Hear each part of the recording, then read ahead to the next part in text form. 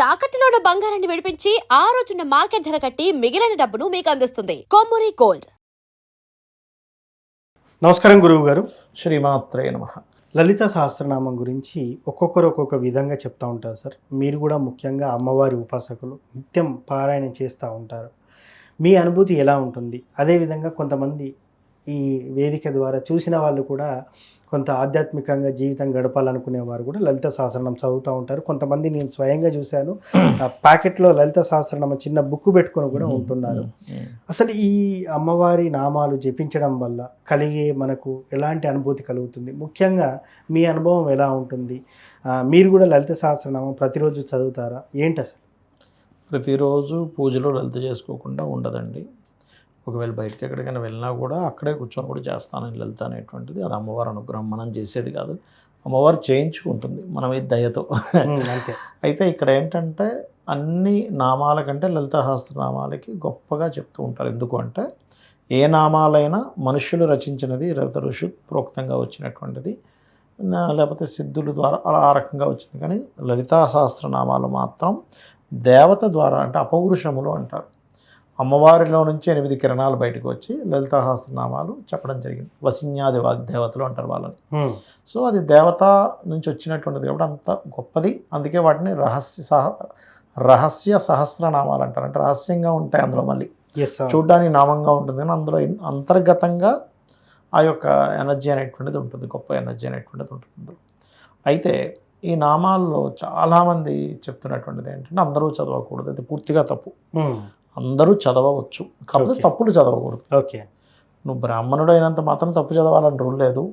నువ్వు వేరే మతస్థుడు, వేరే కులంలో పుట్టినంత మాత్రాన నువ్వు మాత్రం తప్పు చదవకూడదు, వీళ్ళు తప్పు చదవచ్చు అని రూల్ ఏం లేదు. అందరూ కరెక్టే చదవాలి. ఓకే. ఇక్కడ వాళ్ళు చదవాలి వీళ్ళు చదవచ్చు అని కాదు, అందరూ చదవచ్చు, అందరూ కరెక్ట్ చదవాలి, ఎవరు తప్పు చదవకూడదు. తప్పు చదవడం వల్ల ఫలితం మారిపోతుంది అంతే, అంతకుమించి చేయలేదు. ఆవిడకేం కోపం రాదు, ఆవిడేం సోలం పట్టుకుని వచ్చి గుచ్చేది మనల్ని, లేదా చెరుకు గెడతో వచ్చేం కొట్టదు. మనం తప్పు చేసాం అంతే అక్కడ. ఒకటి. రెండో విషయం ఏంటంటే లలితా సహస్రనామాలు కనుక రోజు చదివే వ్యక్తికి అతనిని ఎటువంటి బ్లాక్ మ్యాజిక్ కానీ ఎటువంటి దుష్ట శక్తి కానీ అతన్ని పీడింపదు. ఎందుకు అంటే అమ్మవారి యొక్క ఆవరణలో ప్రత్యంగర అనేటువంటి అమ్మవారు వస్తుంది. ఎవడైనా అతని మీద ఎవరైనా సరే బ్లాక్ మ్యాజిక్ చేద్దాం అనుకుంటే, ఓకే, రోజు లలిత చదువుతూ ఉంటే కొంతకాలానికి ఒక స్ఫురణ స్టార్ట్ అవుతుంది వాళ్ళకి. ముందుగా జరగబోయే అంశం వాళ్ళకి తెలియడము, ముందుగా ఈ ప్రమాదం వస్తుంది అనగానే వాళ్ళంతటా వాళ్ళకే అది విరమించుకోవడం, ఇలాంటివి జరుగుతాయి. ఓకే. లలితలో అయితే మనం లలితనే కాదు, మనం ఏదైనా ఒక దేవతా మంత్రాన్ని లేకపోతే లలితా సహస్రనామాల్లోనే ఒక నామం తీసుకొని జపం చేస్తున్నాం.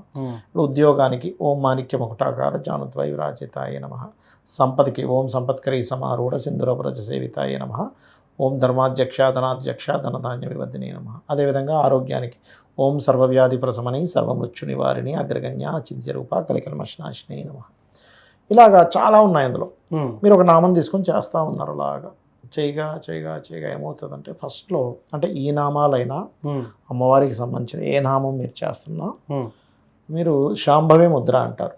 ఓకే. అంటే ఇలా మీ దృష్టి అంతా ఇక్కడికి వెళ్ళిపోయింది చూడండి, శాంభవి ముద్ర. అది వేసుకొని నాలిక పైకి పెట్టుకొని చేయాలి ఇలా. ఓకే. ఇలా చేసేటప్పుడు ఏమవుతుందంటే మీకు కొంచెంసేపటికి ఒక ఎనర్జీ ఇలా పట్టుకున్నట్టుగా అనిపిస్తుంది. ఓకే. రెండవది, కొంతకాలం మీకు అమ్మవారి యొక్క సిద్ధి కలుగుతుంది అన్నప్పుడు గజ్జల చప్పుడు వినిపిస్తుంది. ఓకే. చేసేవాళ్ళకి గల్ గల్ గల్ గల్ అని. ఒక్కొక్క అవతారాన్ని చేసేటప్పుడు దశమహావిద్యలు ఉన్నాయి. దశమహావిద్యలో ఒక్కొక్క అవతారాన్ని ఒక్కొక్క రూపాన్ని చేసి ఒక్కొక్క రకమైన అనుభూతులు వస్తాయి. కొంతమందికి మాతంగి లేకపోతే శ్యామల అంటారు, ఆవిడనే శ్యామల మాతంగి అమ్మవారు. అమ్మవారు చేసేటప్పుడు కొంతమందికి వీణ శబ్దం వినిపిస్తుంది, ఆ మంత్రమే వీణలా వినిపిస్తుంది చెవులోకి. ఓకే. ఓకే. చేయగా చేయగా మనిషి ఒక రకమైన స్థితిలోకి వెళ్ళిపోతుంది, దర్శనం జరుగుతుంది అమ్మవారిది. స్వప్నం జరగవచ్చు, డైరెక్ట్ కనిపిస్తుంది అమ్మవారు. ఓకే. మీరు అలాగా ఉండగా కొన్ని సెకండ్ల పాటు ఇలా అమ్మవారు కనబడుతుంది, మాయమైపోతుంది. అది మీ ఊహ మాత్రం కాదు, ఊహించుకోవడం వేరు మళ్ళీ. ఓకే. కొంతమంది అమ్మవారిలా ఊహించుకుంటారు, ఊహించుకోవడం కాదు, కనబడుతుంది. ఓకే. ఇంకా మీకు స్టేజెస్ వెళ్తున్నా కదా పక్కన వచ్చి కూర్చున్న ఫీలింగ్ తెలుస్తుంది, మిమ్మల్ని ఇలా తడుగుతున్నట్టు తెలుస్తుంది. ఓకే. సీరియస్గా ఓకే. ఎదురుగా ఇలా ఉన్నట్టు తెలుస్తుంది, పక్క చుట్టూ తిరుగుతున్నట్టు అనిపిస్తూ ఉంటుంది. హ్మ్. మీరు ఆ సమయంలో మీ యొక్క స్థితి అమ్మ అనే భావంతోనే ఉండాలి. ఓకే. అమ్మో దేవత వచ్చేసింది, బాబోయ్ ఏదో అయిపోతుంది. అదే సార్, కొంతమంది చాలా భయపడతా ఉంటారు. సాధన పొందిన వ్యక్తుల్లో కూడా ఫర్ ఎగ్జాంపుల్ 100 మంది సాధన చేస్తే దాంట్లో 90 మంది అమ్మవారే ఉంది అని అనుకుంటారు. మిగతా 10 మంది భయాందోళనకు గురవుతారు. అమ్మో నాకు ఎట్లనో అయిపోతుంది, అంత వింత వింతగా జరిగిపోతుంది అనే భ్రమలో ఉంటారు. భ్రమలు, మరి భయాలు. అట్లాంటప్పుడు ఏం చేయాలంటే వాళ్ళ జన్మజాతకంలో భ్రమయోగాలు ఎక్కువగా ఉంటాయి. అంటే భ్రమలు ఎక్కువ పడుతుంటారు. అది పూజనే కాదు, ఏదైనా భ్రమే. అలా భ్రమలు పడేటువంటి యోగాలు చంద్రుడు పాడవుతాడు వాళ్ళకి.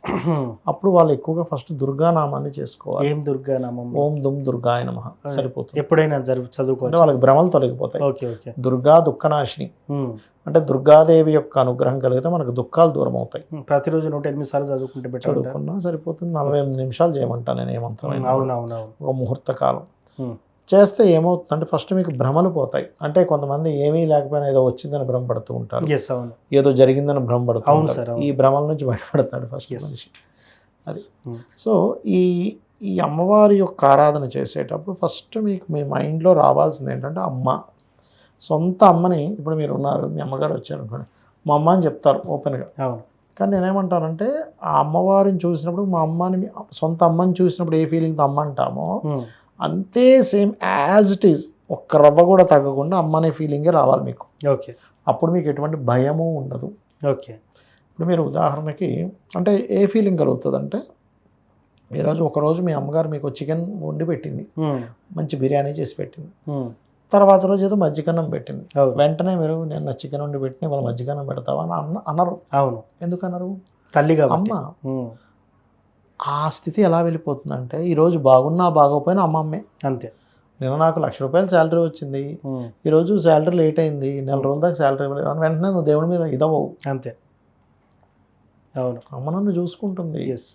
అమ్మ ఈ లౌకికమైన చిన్న చిన్న విషయాల దగ్గర ఉండడు. ఇంకా చాలా సందర్భాల్లో అంత దేవుడే చూసుకుంటారని సగం మంది భారం వేస్తూ ఉంటారు. కొంతమంది నమ్మకంతో వేస్తూ ఉంటారు, మరికొంతమంది గుడ్డిగా వేస్తూ ఉంటారు. దీనికి మీరు ఏం సమాధానం చెప్తూ ఉంటారు? మీరు కాళ్ళ మీద నిలబడతారు కదా. అవునండి. మీరు కాళ్ళ మీదే నిలబడతారా, లేకపోతే నమ్మకంతో నిలబడుతున్నారా, లేకపోతే అంటే కాళ్ళ మీద నిజంగా నిలబడుతున్నారా, నమ్ముతున్నారా, నమ్మకం లేకుండా నిలబడుతున్నారా? కాళ్ళ మీద నమ్ముతున్నాం అనే కదా. మీరు నమ్మినా నమ్మకపోయినా కాళ్ళ మీద నిలబడుతున్నారు, భూమి మీద నిలబడుతున్నారు కదా. అంతే కదా. అవును కదా. ఎలాగైతే మీరు భూమి మీద మీ కాళ్ళ మీద మీరు నిలబడుతున్నారు అనేది ఎంత సత్యమో, అమ్మవారు నడిపిస్తుంది అనేది కూడా అంతే సత్యం. మీరు నమ్మినా నమ్మకపోయినా, గుడ్డిగా నమ్మినా అసలు నమ్మకపోయినా, ఏదైనా సరే అమ్మవారే నడిపిస్తున్నారు. అక్కడ భగవంతుడు అన్నీ నడిపిస్తున్నాడు. కాకపోతే నమ్మిన వాడు జ్ఞానంతో ఓకే నడిపిస్తున్నది అమ్మ అని తెలుసుకుంటున్నాడు. తెలవని వాడే అదేం లేదు అంటున్నాడు. నేను అనేది ఏంటంటే నీ మటుకు నువ్వే బ్రతికేటట్టయితే నువ్వు చచ్చిపోయిన తర్వాత ఎందుకు బ్రతకట్లేదు నువ్వు? అంతే కదా మరి. ఇక్కడ ఏంటంటే శాస్త్రం తెలిసిన వ్యక్తి, అంటే మెడికల్ తెలిసిన వ్యక్తి ఈ క్రిములు అంటే శుభ్రంగా చేయగడుక్కుంటాడు. మెడికల్ గురించి తెలిసిన వ్యక్తి క్రిములు ఉన్నాయని తెలుస్తుంది. ఏమీ తెలియని వాడు ఏం చేసుకోడు. మనకు అనిపించవచ్చు అదేంటి శుభ్రంగా చేయి కడుక్కున్నవాడు బాగానే బతుకుతున్నాడు, కడుక్కోకుండా తినేవాడు బాగానే ఉన్నాడు కదా అంటే అది లాంగ్ టర్మ్లో ఎక్కడో ఇబ్బంది ఇవ్వచ్చు. అక్కడ శుభ్రంగా ఒక చేయి కడుక్కున్న వాడికి బాగుంటుంది. అలాగే పరమాత్మ మీద పరమాత్మ నడుపుతుందనే నమ్మకంతో ఉంటున్నాం, భారం కాదు. అక్కడ పరమాత్మే నడుపుతున్నాడని ఒక స్పష్టతతో బతకడం వేరు, ఇదంతా ఏం లేదు నేనే గొప్పవాడిని అనుకొని బ్రతకడం వేరు. నువ్వే గొప్పవాడివి అయితే నువ్వు అనుకున్నంతకాలం బతకాలి, ఎందుకు బతకట్లేదు? అంతే కదా. నువ్వే గొప్పవాడివి అన్ని నీ ఆధీనంలో ఉండవు, ఎందుకు ఉండట్లేదు? అదే కదా. సో ముఖ్యంగా మీ లైఫ్ స్టైల్ ఎలా ఉంటుంది సార్?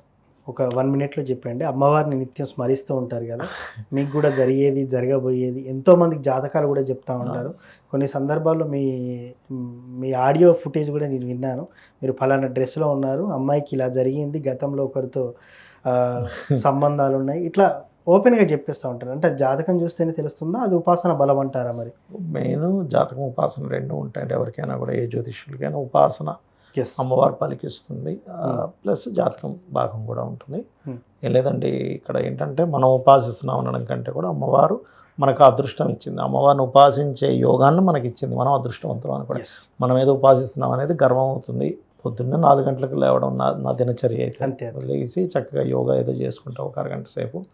దాని తర్వాత ఇంకా పూజాది కార్యక్రమాలు ఉంటాయి. దాని తర్వాత ఇంకా షూటింగ్స్, కాల్స్, ఏదో గోశాలకు వెళ్ళడం, మళ్ళీ ఈవినింగ్ టైం మళ్ళీ కూర్చొని మళ్ళీ అనుష్ఠానం చేసుకోవడం, రాత్రి వరకు ఏవో ఉంటాయి కదా వాళ్ళ డౌట్స్ వీళ్ళ డౌట్స్ ఉంటే క్లియర్ చేసుకోవడం, ఎస్. కాసేపు ఫ్యామిలీతో గడపడం, నిద్రపోవడం, ఇంతకుమించి ఉండదు అక్కడ స్పెషల్గా. సో నిత్యమైతే ఎప్పుడు కాల్స్ అపాయింట్మెంట్స్లో అందుబాటులో ఉంటారు అందరికీ. ఉంటాను. ఎస్. థ్యాంక్ యూ గురువుగారు. శ్రీమాత్రే నమః. సో చూశారు కదా, లలిత సహస్రనామం ప్రతిరోజు చదవడం వల్ల కలిగే ప్రయోజనాలు ఏంటి, గురువుగారు నిత్య పారాయణం చేస్తూ ఉంటారు. సో గురువుగారి అనుభూతి కూడా మనం తెలుసుకున్నాం ఈ సందర్భంగా. ఇది లలిత సహస్రనామం యొక్క గొప్పతనం. ధన్యవాదాలు.